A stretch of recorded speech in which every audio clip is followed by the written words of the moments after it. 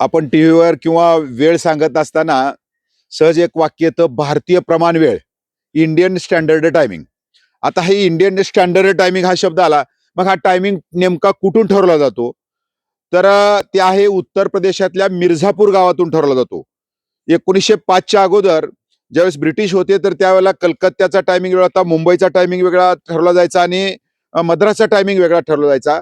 मात्र देश स्वतंत्र झाल्यानंतर 1 सप्टेंबर 1947 पासून उत्तर प्रदेशातल्या मिर्झापूर गावामधून हा इंडियन स्टँडर्ड टायमिंग, म्हणजे इथं समजा आता 5 वाजले असतील तर कलकत्त्याला तेवढाच असेल, हिमाचल प्रदेशमध्ये असेल, कुठं का असेना, तर एकच वेळ त्या ठिकाणी सांगितला तो त्याला इंडियन स्टँडर्ड टायमिंग म्हटलं जातं. तर हा टायमिंग मिर्झापूरच का? तर ते पूर्व आणि पश्चिम याच्या मध्यभागी पडतं आणि ते म्हणजे जो आंतरराष्ट्रीय टायमिंग आहे, तर त्याच्या UTC, तर त्याच्या 5.5 तास पुढं त्या ठिकाणी सांगितला तो, तर ते आहे मिर्झापूर या ठिकाणचा इंडियन स्टँडर्ड टायमिंग ठरवला जातो.